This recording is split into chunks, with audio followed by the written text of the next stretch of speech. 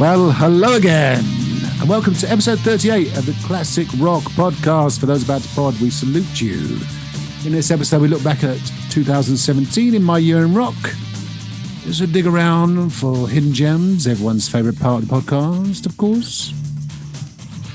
We discuss one-off collaborations and also the latest rock news and new releases.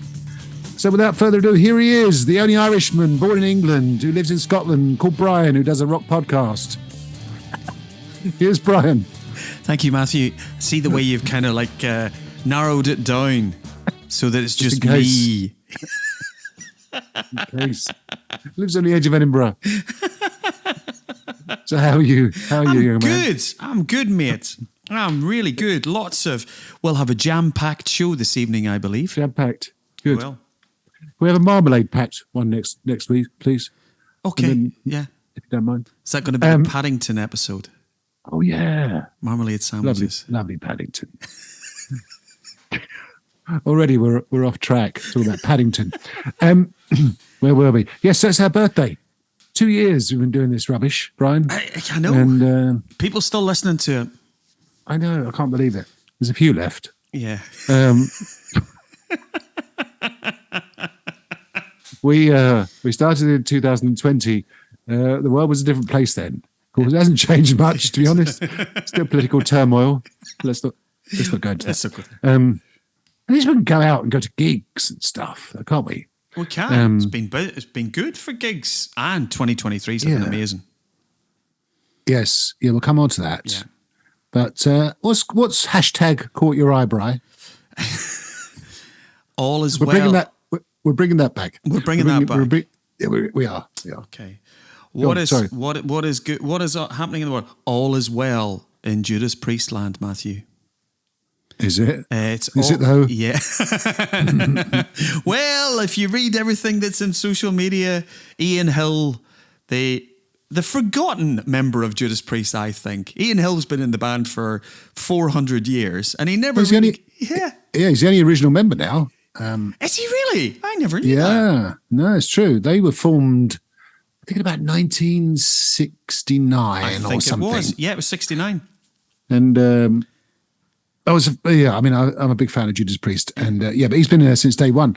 And yes, he's come out with an interesting statement, hasn't he, in the context of the Rock and Roll Hall of Fame? Yeah. So obviously, we have KK's Priest, which had a few ex-members of Judas Priest in the band.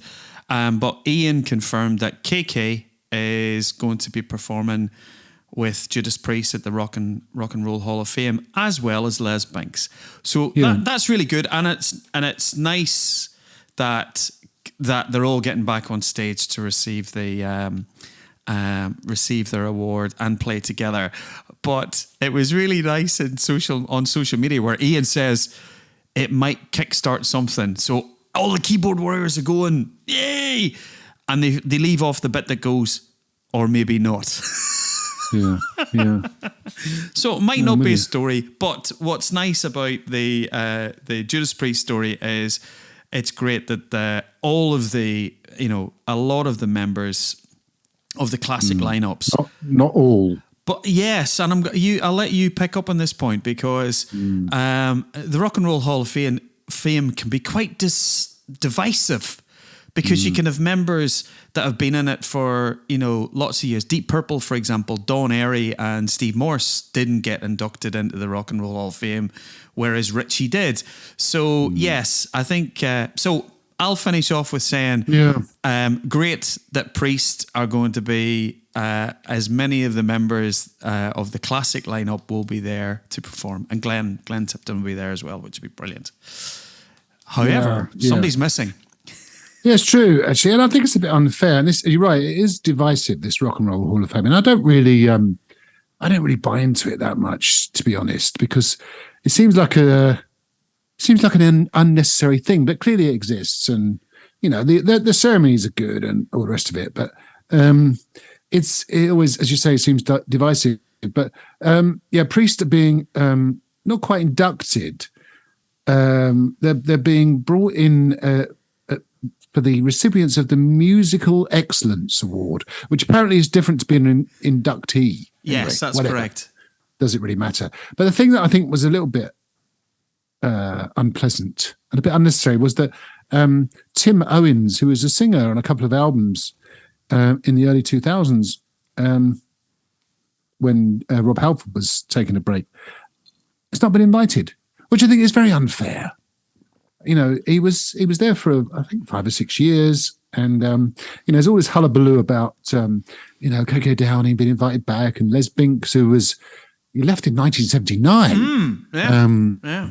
You know, he wasn't. He was in the band for a shorter period than Tim Owens. Anyway, I feel for Tim. Yes, because he's a great singer, a nice guy. Yeah. And yeah, it's a shame. And you should say it's a bit divisive. I mean, he probably feels it. He's probably a bit like, yeah, I don't really care that much. But he might deep down be like, oh, I should have been there. Yeah. I wouldn't mind a trip to Cleveland or wherever it is. Hello, Cleveland. Exactly.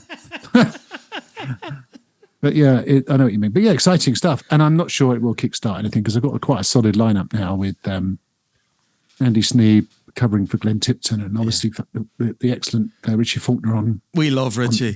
Richie's absolutely. He's God, fabulous. What a guy. Made of iron, that guy, isn't he? Jeez. I think our prediction for downloads for 2023, Matt, might be a little bit in danger because certainly I put it out there that I thought that 2 of the headliners for Donington next year, because I think for Download next year, which is a significant anniversary for them. Yeah, 20 years. 20 years. I had my money on Leopard and Motley Crue for Leopard and Crew. Yes, Leopard Crew. Actually, they probably do need to put them together to get a band together. You know, like and everybody seems to be falling to bits. So, oh yeah, what would they call that then? If they call it Leopard Crew. Yeah, because you wouldn't go Deaf Motley. Deaf Crew. No, Deaf Crew. Group, it would be right? Deaf Crew. Anyway, so it was Yes. great news. Yeah, so I think my prediction of Motley Crue and Def Leppard headlining Donington's out the window because they are bringing the stadium tour that's been so successful in America is coming across to the UK and Europe next year, which I am very excited about. And they're coming to Scotland. They're playing Hampden Park. So Def Leppard and Motley Crue. I've never seen Motley Crue, Matt. So I am so excited to see Motley Crue. If it is all of the members of Motley Crue that are going to be playing, because there's rumours that the amazing guitar player from Rob Zombie's band, John Five, who's a great player, played in David Lee Roth's band, Say No More. So who's the pedigree of John Five. But there's rumours that Mick Mars might be retiring from Motley Crue because we know that Mick's been suffering from a debilitating spinal injuries over the, with his vertebrae, etc., and has struggled with playing. So the rumours are that John Five might be joining Motley Crue next year. So Def Leppard, Motley Crue next year. I'm going, Matt. What about you? Yeah. Well, yeah, probably. Wembley Stadium, which I thought would be their only date on their UK tour, but they're doing, as you said, doing Scotland, doing Ireland. And Lytham. Nice. They're playing Lytham. And they're playing Sheffield, aren't they? Bramall Lane, the home of Sheffield United. Which I thought was quite interesting because I think Joe Elliott is a Sheffield United fan. That's right. And Rick Savage is a Chef Wednesday fan. And I thought there was maybe a gentleman's agreement that if we ever play in Sheffield, we'll play Don Valley because that's neutral. So it's interesting that they're going to one of the football grounds. So they'll be great. Yeah. They'll be great. Yeah, put on a great show. Yeah. Looking forward to it. Yeah. Looking forward to it. How about news for you? Do you remember the saga of the colouring books? I have some one. months ago. Do you? I do. Oh, you do? I yeah, do. Thin Lizzy. You got a Thin Lizzy one, I've didn't got you? a Thin Lizzy one. Yeah, that's right. You're welcome. Thank you.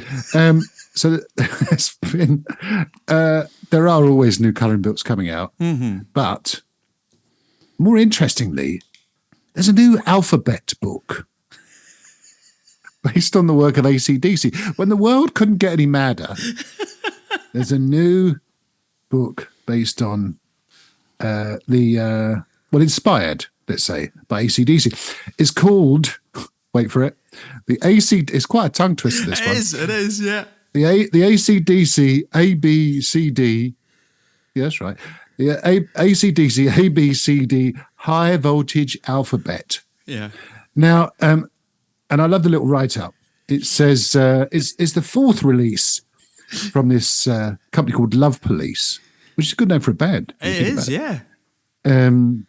Following Rocking Alphabets, Alpha Box set, and my particular favourite, this is hilarious. The Sex Pistols inspired. Never mind your P's and Q's. Here's the punk alphabet, and M is for metal. The loudest alphabet book on earth.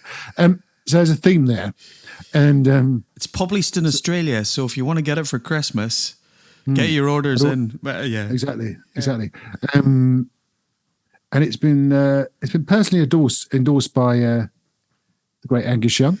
Yes, and yeah, I mean it's it says it's a kid's book. Any ACD, of course, any AC/DC or music fan will find something in every page. Well, I'm getting it. I'm there. My kids are in there way past learning their alphabet, but as an AC/DC fan, I'm getting it. Yeah. Unbelievable. Did you read? There's two things. I picked it up on the news as well too. There was two things I thought was brilliant. One of them, the headline that they gave it was "Highway to Spell." That's right. I like that. I like that. What a magnificent play on words. That's brilliant. And then they said, A is for Angus, who thinks it's good luck to wear a school uniform Careful. and walk like a duck. I wonder what you're going to say then. That's brilliant. Yes. Do you know what? I might get it just out of curiosity, really. Like those colouring books, of course. Goodness. So moving on, Bright. As you know, and as you probably remember, on the old podcast, we do enjoy a Spinal Tap moment. We do. So we're getting closer to that sequel. I think it's out next year, isn't it? Yeah, it is. So we do enjoy a Spinal Tap moment, and the most recent one befell the mighty Iron Maiden, who were on their ongoing Legacy of the Beast tour. They were playing in Worcester, Massachusetts, and they were getting ready to do their encore, Aces High, and their 90% scale Spitfire. Yeah. Which I've seen it. It's magnificent. It flies above the stage and it kind of swoops and dives and all that kind of stuff. It sort of malfunctioned, didn't it? And it's hilarious. You got to watch this clip. We're going to put it on their Facebook page. Yeah. It is classic Spinal Tap.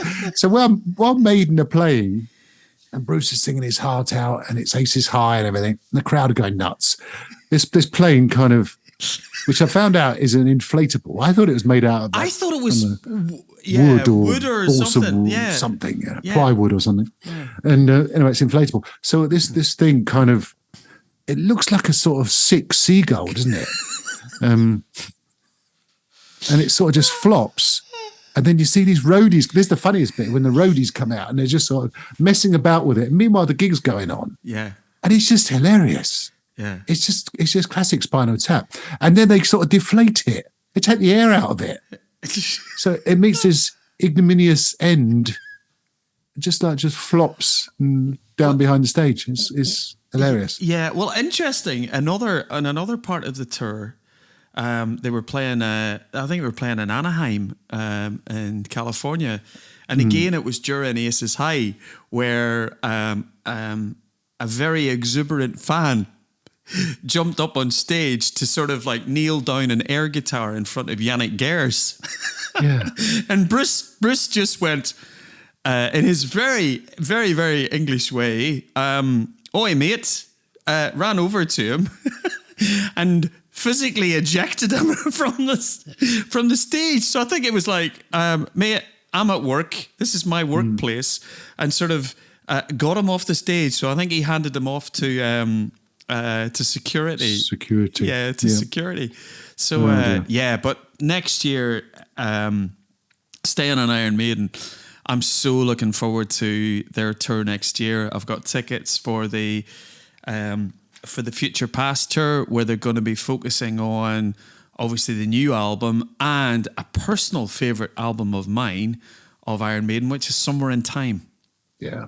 Can't wait. That'll be fabulous. And it's indoors as well too, because the last time I saw Maiden was with you in Twickenham, when Bruce looked like a little sort of ant on a stage.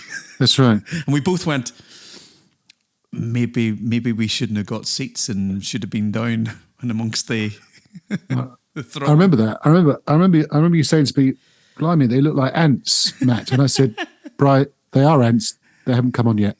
That's how far away we were. But yeah, 2008. Last time you saw Iron Maiden. Wow, you're due for a fix of the mighty Iron Maiden. Yeah, looking forward to it. Yeah, I do like that album. Somewhere in Time. We'll put a few tracks on the old playlist. Yeah, and next time. And the final bit of news for me, Matt, is we haven't mentioned this man for a long time, although we did mention his band earlier on in the show, which is Sir Vivian of Campbell. Vivian, for those of you who follow Vivian well as much as Matt and I do, Vivian is obviously every step.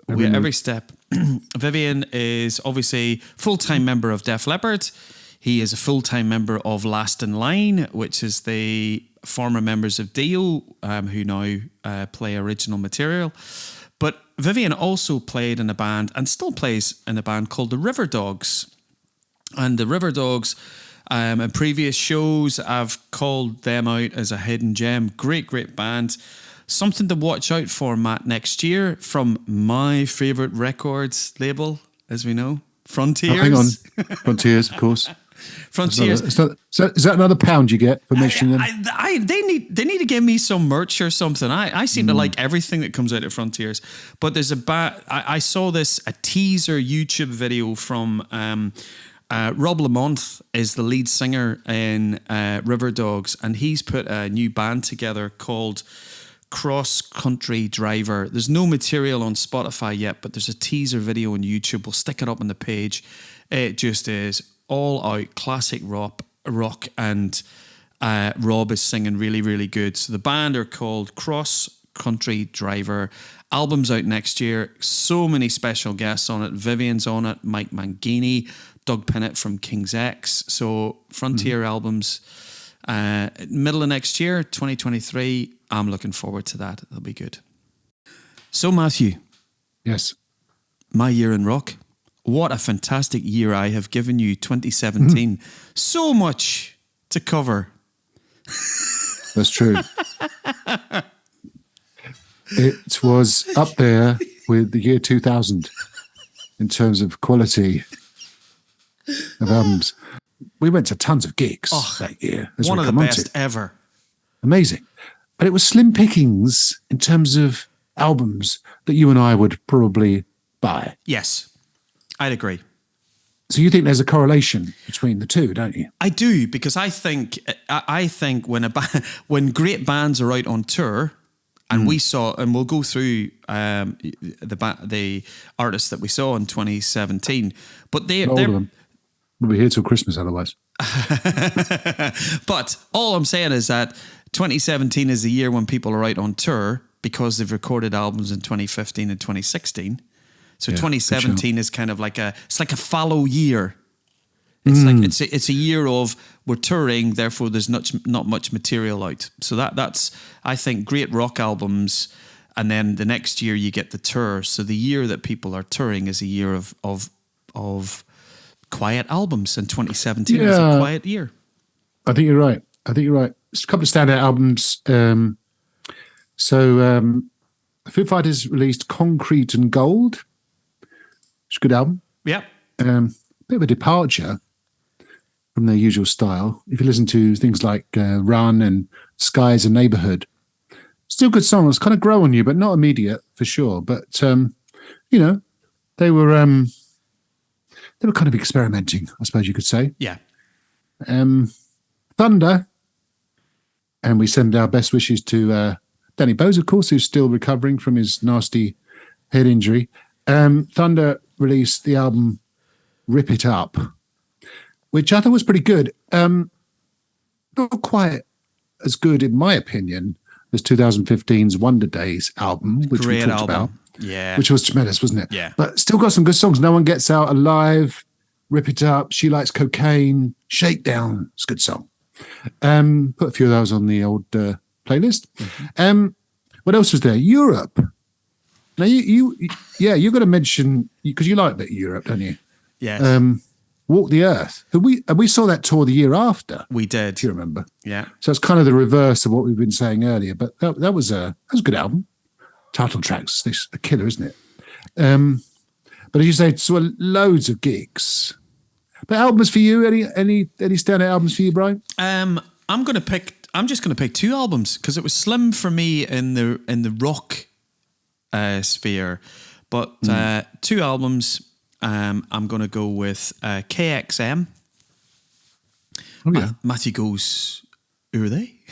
Yeah, exactly. So KXM as the audience. So is that not a radio station? No. It's KLOS. Okay. Yeah, I could just have made that up. Is that a pound you're getting now for mentioning KLOS? Whoever they are. KLOS, who had Redbeard, was the famous. Oh yes. Yeah, there you go. Oh, The only yeah. reason I remember that is he was interviewing John Bon Jovi on the All Access the video from whenever they did the year and a half of the New Jersey tour.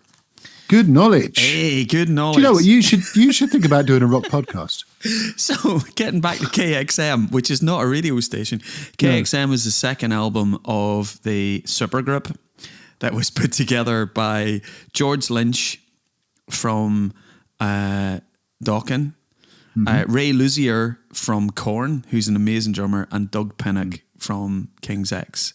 So, there you go. That's twice you've slipped in King's X mentions, hoping no one will notice. Yeah, so Scatterbrain, really good album. Second album, it felt more like a complete piece of work, which is great.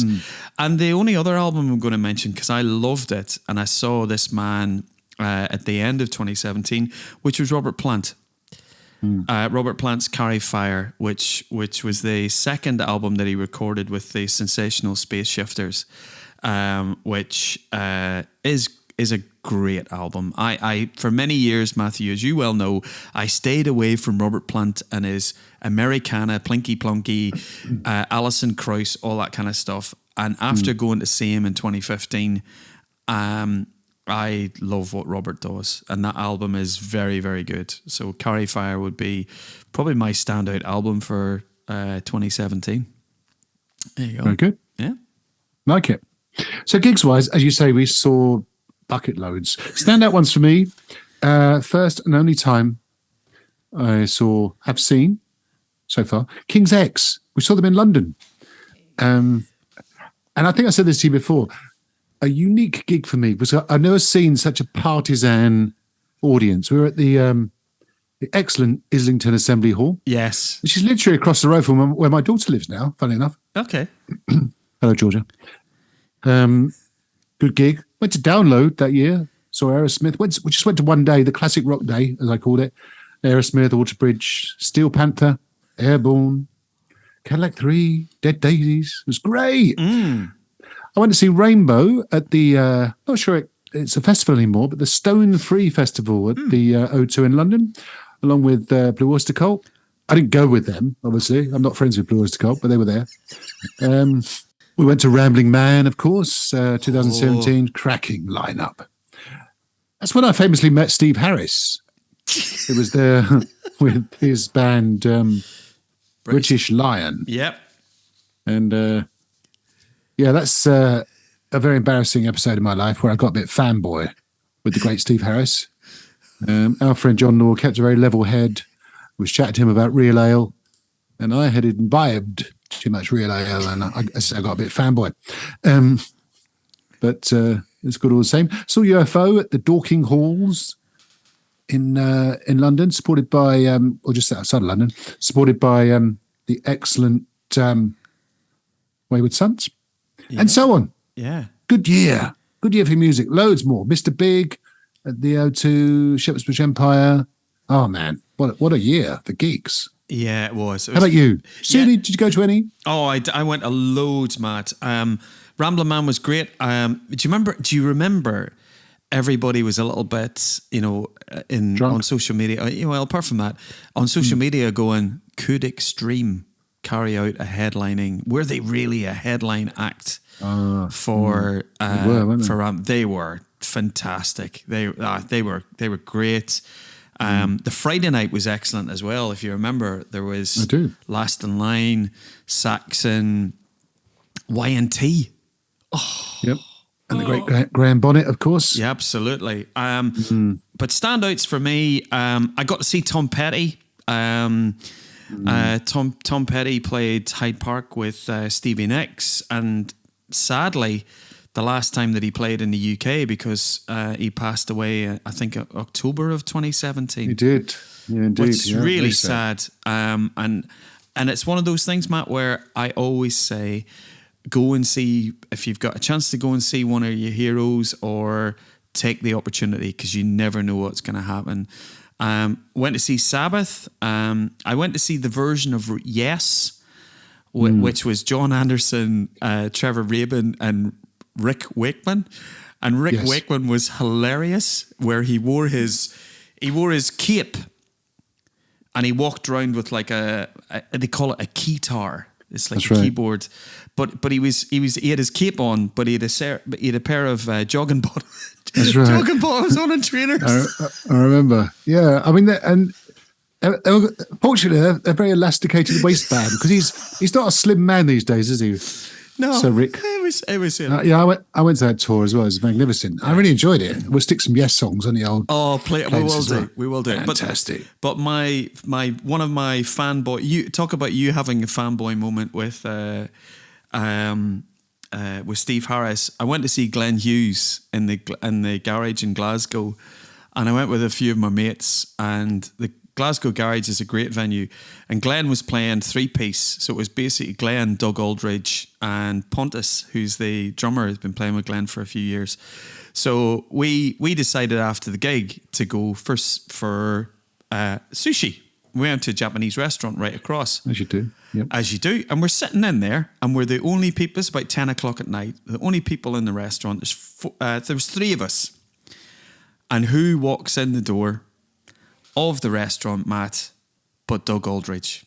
And my mate Pat stands up and goes, "Hey Doug, come on over."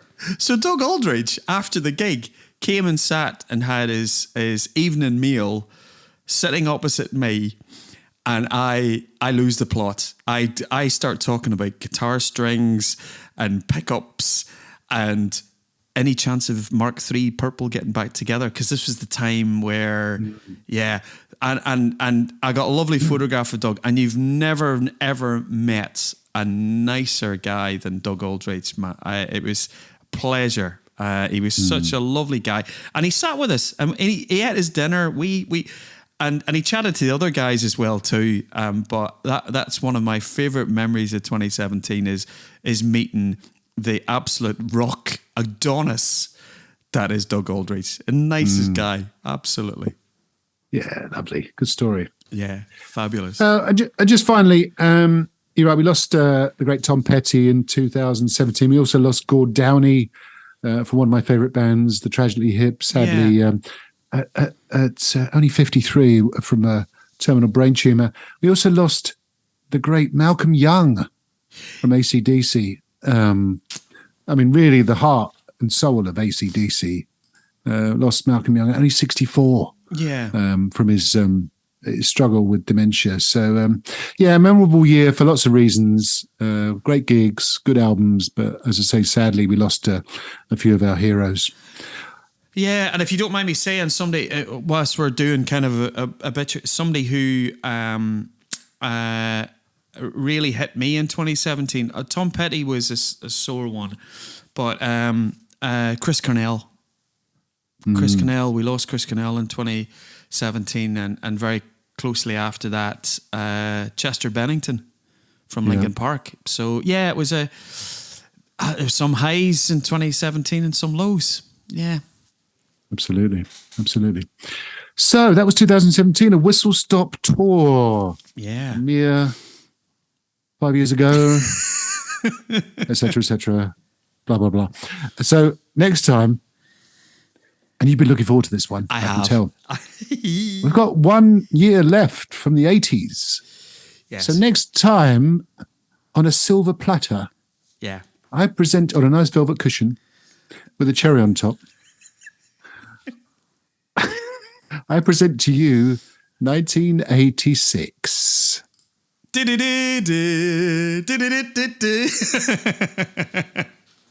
Yes, you're going to fill your boots with that. I've got it. It's good. Let's just do the whole show. Episode 39. Why not? My Year in Rock, 1986. Yeah. Were you at university then? Yeah, 86. No. I hadn't even done my A levels. Mind you, my A levels took me 11 years. I started them about 1974. I remember. Record retakes for Limavady High School, wasn't it? Absolutely. And you had your Meatloaf denim jacket, of course. I did indeed. Do you know? I tell you, I've hunted high and low for a Meatloaf back patch. I'm going to get you one. Bob Moon, lovely Bob Moon. There's always the ubiquitous Bob Moon. Any festival we go to, there's a patch stall. He's everywhere. Yes. He's at Download. He's at Stone Dead. He's at Stillhouse. Lovely Bob Moon, great guy. He runs his stall selling patches and badges and all sorts of other paraphernalia. I'm sure he will have. Note to self. Next time I see him, which will be in a few weeks' time, I'm going to get you a Meatloaf patch. And I'm going to have to wear it, aren't I? You are, absolutely. Of course you are. Anyway, so that's all for next time. So, Brian, as I've said many times on the old podcast over the years, I get some of my best ideas when I'm out walking my dog, Coco. And recently I was out in the fields, and I heard Out in the Fields by Phil Lynott and Gary Moore.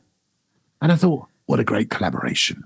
Yes. And it made me think, what are the great one-off rock collaborations? And there's been a lot.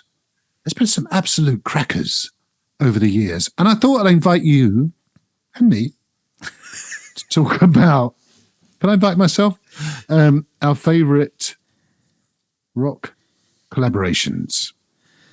So I thought we'd do our top three. We haven't done a top 3, 5, 10, 78 for a while, have we? Yes. And so I thought we'd do that. Yes, but listeners, I had to be texted once or twice to be reminded that this was collaborations and not the creation of supergroups. Because we all know Brian likes a supergroup. Indeed. So I had to be reminded. One-off collaborations, as in they may have done an album, single album, or maybe even a single song. Yeah. But that was it. They didn't kind of grow into anything bigger. So we got for us numero trois. Numero trois. This is actually probably the best original collaboration album. This is a track off what I think is the best collaboration album. It's from the soundtrack Sound City, and it is the collaboration between Rick Springfield and the members of the Foo Fighters, and it's a track called "The Man That Never Was." And when I watched the movie on iTunes, you can get it other places as well. What's great about this track is you see the Foo Fighters and Rick Springfield making the song up in the studio. They're making it up. Butch Vig is working it out, and they played it about 2 or 3 times through, changed a few bits and bobs, and they recorded it live. And we'll stick it on the playlist, Matt. It is just Rick Springfield, who's Jesse's girl, and that 80s light stuff. But he rocks it. And what I liked about it was it's a great tune. It's Rick Springfield with the Foos backing them, but it sounds gelled together. So my number 3 is is The Man That Never Was by Rick Springfield and the Foo Fighters. Very good. Where You've are gone you? deep. You've gone deep already, haven't you? Deep cuts, man. Gee. Well, as you know, I'm very shallow. I skim across the surface of music, pretending I know stuff, but actually I don't. Okay. But I'm going to go with, and every time I hear this song, it fills me with joy, which is, I suppose, is the essence of good music, isn't it, really? And this is a cover, actually. Oh. And there is an AC/DC link with the original. And I wonder whether you can guess it. Maybe not. Well, you might. Anyway, so this is a song called "Good Times." It's by Jimmy Barnes and In Excess. Ooh. And the link back to AC/DC was Easy Beats. It was indeed Yeah. a hit for the Easy Beats in 1968, and this is it's also on the excellent movie soundtrack of The Lost Boys. It is indeed. But I just love it. It's just Jimmy Barnes at his best. In Excess, who really, really rocked. And try singing along with it. Oh my goodness! Oh my goodness! I was just thinking, it's one of those tracks, Matt, and we both sing. If you were on stage and you're going, so do you want to sing the Michael Hutchence bit or the Jimmy Barnes bit? I would be sticking my hands up twice and ringing bells, going, no, I'll can I do the Michael Hutchence bits, please? Because the Jimmy Barnes vocal is oh man, why he didn't get the AC/DC gig, or why he didn't get the Deep Purple gig. He was up for the Deep Purple gig. Was he? He was at the time whenever they went with Joe Lynn Turner. More of that later. More of that later. Really, how much later? Might be discussing at My Hidden Gems. Yay. Oh, okay. Clever. I just remember when we saw Jimmy Barnes at, I'll tell this story so many times, but I can't. Whenever I think about it, I chuckle. We saw Jimmy Barnes, who's got that classic kind of gravel tone. Love him. Kind of broken glass vocal delivery. He's just fantastic. And you wouldn't want to meet him in a dark alley on a Saturday night, would you, necessarily? I mean, he's probably a lovely guy. He's lovely. Doing a reservist. Yeah. I'm sure he's a lovely guy. But he was doing his stuff at Ramblin' Man one year, and Brian turned to me and said, "Gee, I feel sorry for the microphone." Because he was giving it some hammer, wasn't he? He was. That's a great number 3, Matt. You're welcome. Honestly, that's good. Oh, I love that, don't you? It's a great song. Good song. What you got for number 2 then, young Brian? So my second one, Matt, is from probably one of the most when I was starting out listening to music in the early 80s. This was kind of a clash of soul pop and hard rock heavy metal. It was just a classic combination. So my second one is Beat It by Michael Jackson, which is from the Thriller album, but obviously it has Eddie Van Halen's lead guitar, which is just off the scale, you know. And the story is that obviously Steve Lukather was recording a lot of the guitar, as were Toto, are all over that album, and Quincy Jones basically rang up Eddie Van Halen going, "Hey Eddie, any chance you'd like to play on this particular track?" And Eddie Van Halen hung up on him a couple of times because he didn't believe that Quincy Jones was ringing him up, and finally spoke to Quincy and went in, and I think in a couple of takes recorded that iconic guitar solo. So as a collaboration, Michael Jackson and Eddie Van Halen's Beat It, Matt. Fantastic. As you say, I think it's one of those solos that, you know, everyone can kind of, even though it was in a pop song, it just fitted beautifully, didn't it? Yeah. And it's just become a classic. Oh, it is a classic of the genre. And Michael Jackson, God rest his soul, he was he worked with Slash, didn't he? As you say, he worked with Steve Lukather. He worked with he worked with Eddie. Yeah. He was quite a rock guy. He did. And Steve Stevens, do you remember Steve Stevens? Oh yeah, did of course. Dirty Diana. That was one of the tracks. But yeah, because Slash, there's great footage. There's great footage on YouTube when Slash I think Slash is playing Black or White. He's playing Black and White at one of the MTV Awards. That's right. And basically Slash is playing so loud and Michael's like shouting at Slash, turn it down, man, turn it down. And Slash is just going, yeah, I'm rocking out here. So he's oblivious to Michael on stage. So, yes, I remember. Yeah, that's my number 2. Very good. Mm-hmm.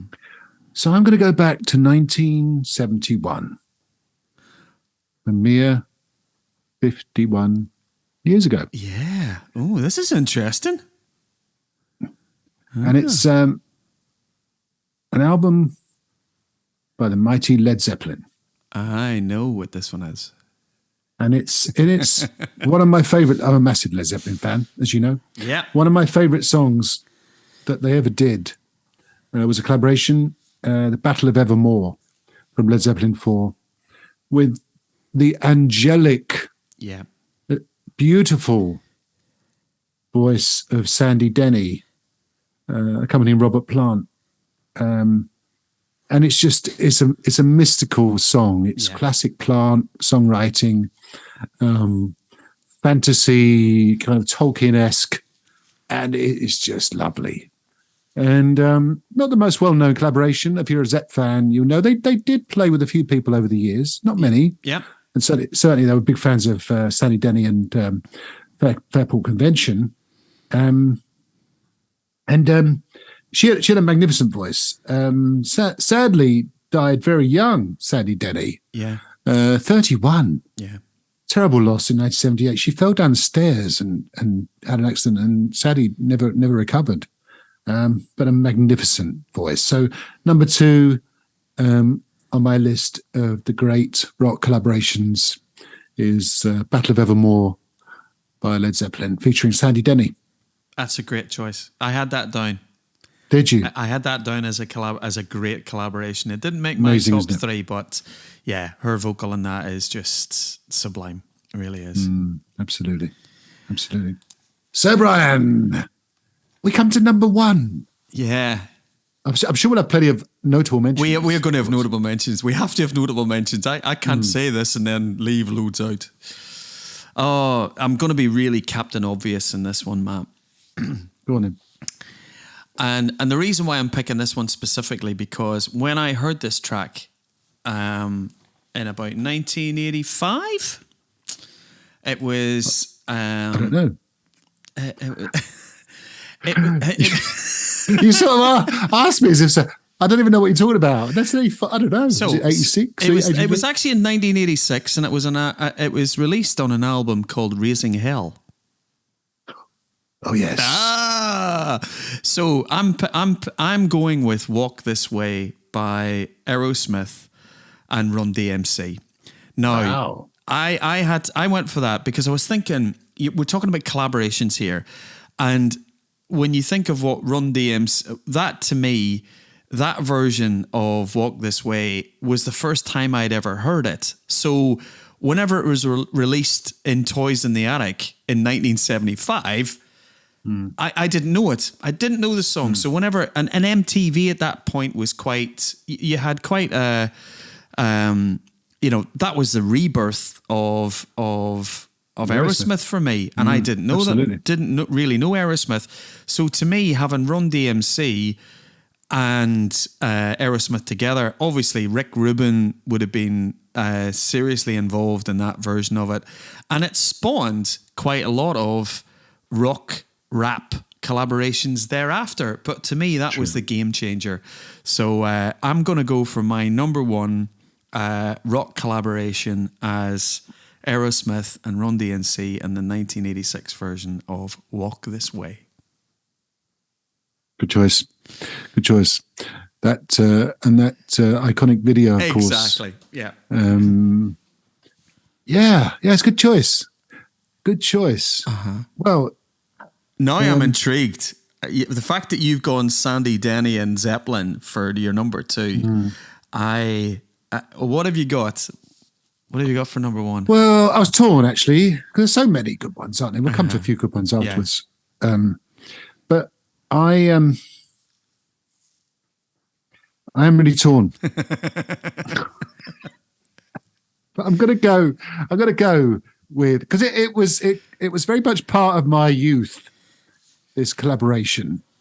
Back in 1981, I was 16. I was strutting around, long hair. In fact, I've told you many times I used to go to gigs and I was in row 3 and my hair was in row 73. But I'm going back to 1981 and an iconic collaboration. From a very average album, I guess. No, it was a standalone EP. Was it? Okay. All right. Yeah, you might be barking up the wrong tree here, All right, Brian. okay. Oh. But I'm going with the collaboration of Motorhead and Girls' School, the old Johnny Kidd and the Pirates song, Please Don't Touch, which came out on the magnificent St. Valentine's Day EP, whereby Girls' School covered Bomber and Motorhead covered Emergency by Girls' School. And it's great. It's good collaboration. They were big friends, and toured together. And if you've seen their, sorry, bro, probably label mates as well too. They were all on Bronze. They were. I think they were on Bronze back in the day. And there's a classic Top of the Pops where they're dressed in the kind of gangster outfits. And it's good fun, and it's a great collaboration. And as I say, it brings back memories of, being 16 and, wearing denim and leather and bullet belts and having long hair and so on and so forth. But I was torn. And I was torn because, and as I said, we got plenty of notable mentions. Yeah. And I was torn between that and Under Pressure by Queen and David Bowie. Yeah, definitely. From the Hot Space album, 1982, and that's become iconic, isn't it? That song, Under Pressure, magnificent. I'm not sure anyone's ever done it justice since then. As we've said before, Foo Fighters covered it. It was covered by Annie Lennox and David Bowie at the Freddie Mercury tribute concert back in the early 90s. It's just fantastic. Just both acts at their peak, if you will. What else you got for us? Notable mentions, Brian? I had Queen and Bowie as well. Following on from the Aerosmith and Run DMC, this is a brilliant song. I remember when it came out. Anthrax and Public Enemy doing "Bring the Noise." Yeah, it's a killer tune, isn't it? It is such a killer tune. That to me was great. And just if I can pick up on the Queen connection, when we talk about one-off collaborations, I did have George Michael and Queen, because when I think of that show as one-off, the Somebody to Love track with Queen and George, I thought that was just an iconic moment in live music where two artists get together and they do something fantastically well. Yeah, it's a good shout. Fantastic. Couple of others for me, and you'll like this one, Brian. Stevie Nicks and Tom Petty, Stop Dragging My Heart Around, from the excellent album Hard Promises. Yeah, great. Also from 1981, funnily enough. Do you remember that, Brian? I do indeed. Saw them do it live. Well, when Stevie was supporting Tom Petty at Hyde Park. She came out and sang with the Heartbreakers. Brilliant. Yeah. Very good. Another one, it strikes me actually that a lot of these are kind of male-female collaborations. One of the greatest songs Rush did from the album of the same name is Time Stands Still, which is just a beautiful song. Have a listen to the lyrics. Uh-huh. Very evocative, very emotional, reminding everyone of their own mortality, if you will. And Rush enlisted the help of Amy Mann from the band Till Tuesday to sing those beautiful backing vocals on the song Time Stands Still from 1987. Yeah. Got any more for us, Brian? Yeah, two more from me. One for a bit of one which I think helped to launch this artist in the early 80s. I think the collaboration between Tina Turner and Bryan Adams of It's Only Love Oh, thank God you mentioned that one. I absolutely love that song. Yeah. So Brian was out on tour with Tina Turner as a support act. And whenever Tina was doing her full show, she invited Brian out and they sang It's Only Love together. And that is it. When you think about all of the singles that are off Reckless, Run to You, Somebody, Summer of '69, I remember that when we used to flip over the LP and three songs in, you get on the second side, you're getting It's Only Love with that riff. And Tina, what a riff that is. It's just to me it's a classic rock collaboration. And the last one, which if I'm being totally honest with you, Matt, when I thought about collaborations, rock collaborations, this is the first song I thought of, which was Dead Ringer for Love with Meatloaf and Cher. It was the first one. It was the first one out of the box I thought of because that video, and it's just, they're hamming it up on the video, Meat and Cher. It was just, yeah. There's one, a funny one for me to finish off on. No, that's fantastic. Yeah, I mean, it's tremendous, isn't it? I mean, it's very much of the time. They're in the bar, aren't they? And it's Cher and Meatloaf. It's just brilliant, isn't it? Yes, it's fabulous. When you talk about Bryan Adams, we can go on all night talking about this. Just finally, when you mentioned Bryan Adams and duets and collaborations, and it was a strange bringing together of Brian and Mel C. But the song When You're Gone, yeah, I absolutely love that song. Yeah. And my daughter, Georgia, when I used to drop her back at university, we had this little kind of tradition, this little ritual where we'd play that song. I don't know where it came from. Maybe it was on the radio. We just sort of sang along to it together. But we'd play that song as we're coming into Portsmouth, where she went to university. So let's finish on that. And that's memorable because if anyone's ever seen Bryan Adams, quite often, if not always, he brings someone up from the audience he does to indeed. to sing, if they can, of course. Sing the Mel C part. But it's beautiful. Yeah. Beautiful. But of course, as always, we've probably missed a few out. So if you can think of any boys and girls, listeners, how many are you up to now, Brian? 13, 14? 14 now. Okay, cool. We're up to 14. Great. Yeah. Our pal Alan. Alan's now podcaster 14. Yes. Hello, Alan. Yes, Alan Childs. Hello, Alan. Where were we? Yes, if you know any different, you got any other thoughts, then of course let us know at FG80 Pod or on Facebook, of course. Exactly. No, that's us. That's the show ended. Nearly, not quite. Hold your horses. Hold your horses, young Brian. We've got everyone's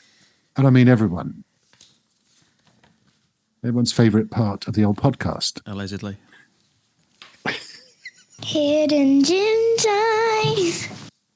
Thank you, Lola, as always. So we got for us, Brian. So, as I mentioned earlier in the show, if everybody was listening, I was talking about Jimmy Barnes. You were. I did we mention. Were, indeed. And that Jimmy Barnes was invited in 1991 to audition for Deep Purple. One of the many high-profile vocalists who auditioned for Deep Purple. So you had Brian Howe, who you ask, Matthew? Oh, I know. No, I know full well who Brian Howe is. I remembered Kelvin, the social media guy, being very impressed in about episode 15 when we mentioned the Brian Howe solo album. It is, yes. Yeah. So, so in 1991, Ian Gillan left Deep Purple, and so they were looking for a new lead singer. Tried out lots. Tried Brian Howe. Tried Terry Brock, who is a well-known singer in the 80s. Sang with Giant. Sang with great band Strange Ways, who never made it.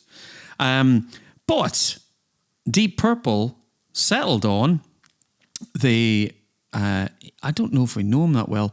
Young singer called Joe Lynn Turner. Never heard of him.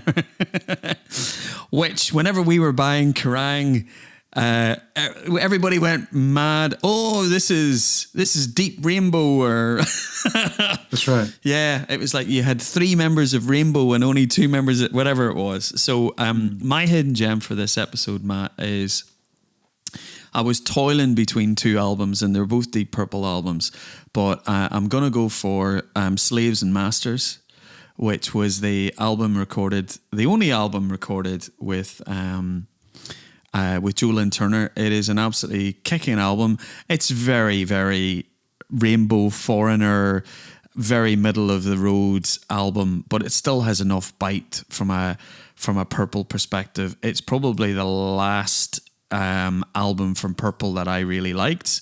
Sadly, they only did 1 album and 1 tour. Joe Lynn Turner sang great on the tour. If you watch any of the YouTube footage, they're doing some Rainbow stuff.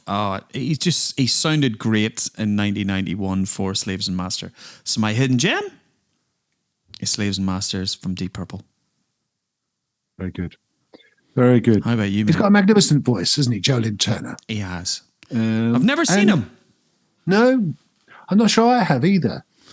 I know recently, I mean, and good on him. He's come out recently and he's gone public about his lifelong battle with alopecia. Yes. And he's decided just to do away with the hairpieces, the wigs, and everything. Which I think is great. Good on him. Yeah, absolutely. I've got a lot of time for Joe Lynn Turner, and certainly his period in Rainbow was short but fantastic. Yeah. So I'm going to come a bit more up to date, young Brian, with my hidden gem for this week. So last week I went to a gig. I saw Heat, who we've talked about a few times, from Sweden, who were ably supported by 2 excellent British bands, Collateral and Mason Hill. And it's with Mason Hill that I'm going to go with in terms of a hidden gem. Okay. And their album from 2021 called Against the Wall, I think we mentioned it briefly last year. Uh-huh. But they played lots of songs off it, and I listened to the album a few times, and it's quality. It's a class album from a great band. Magnificent guitarist James Bird, and just an all-round really good quality album. A few songs that stand out. DNA was a single, Against the Wall, the title track. The magnificent ballad "Find My Way" with just an amazing solo from James Bird on it. So my hidden gem for this week is the 2021 album by Mason Hill called Against the Wall. That's a great choice. We've seen them. Really good band. There's quite a lot of the bands that you've championed on the podcast over the last couple of years, Matt, like Mason Hill, Massive Wagons, Those Damn Crows, and they're all starting to either starting to go out and doing their own headline shows. I know that you've seen Mason as part of the Collateral and Heat. Yeah, But they're going to be going out doing their own headline show soon. That's right. They're out at the moment, actually. Yeah. And the likes of Those Damn Crows. So it's really good that bands that we were talking about 2 years ago are now starting to take the step up. And I think even Those Damn Crows are playing, is it like Swansea Arena next year? Oh, yeah. Yeah, seeing them at Islington Assembly Rooms, we mentioned earlier, next March. So, yeah, you're right. It's lovely to see. And it does take you back to those days when bands did it, the hard way. Yeah. They played the small clubs and the bars and the pubs and, did the support tours and so on and so forth. And there's plenty of bands. We talked about many of them over the months. But, it just shows you that certainly British rock is in great shape, and some fantastic bands are coming through, and more established bands, as you say, are starting to headline. So that's great stuff. Good. So that was it. That was it. Our second birthday episode done, dusted, finished, in the bag, etc. Exactly. Etc. Thoughts? Want to say goodbye to anyone, Brian? Want to say hello to anyone? I just Say hello want to your mum. hi, Mom. Not that. Does your mum listen to this? No, she podcast? doesn't. No, Does she not? no. You surprise me. Next time I'm home, I'll play it to her. Oh, really? I'll try. I'll go. Who do you think this person? Who's your favorite? Mum, who's your favorite on this podcast? Yeah. I wonder what her answer's going to be. I must be someone's favourite. I must be. Oh, you are. The law of our You 14 listeners. There must be. Maybe You not. Who knows? You I'm are. not going to lose any sleep over it. But thank you, everyone, for listening. As always, we appreciate it. Please get in touch. We'll leave us a review. Yes. Come to our Facebook page, or Twitter, or Instagram, or send us a letter, Telegram. a telegram, anything. Telegram. Yeah, exactly. Let us know you're out there. Oh, you out there? That was my Phil Lynott impersonation. That was from very Live and good. Dangerous. Are you ready? out there? Are you ready? I'm not going to go into my. I bit know. about, Yeah. being Irish. Anywho, right. See you next time. Will do. Take care. Rock on, everybody. Bye. See you now. Those About Pod, we salute you is a Maylie Rogers production.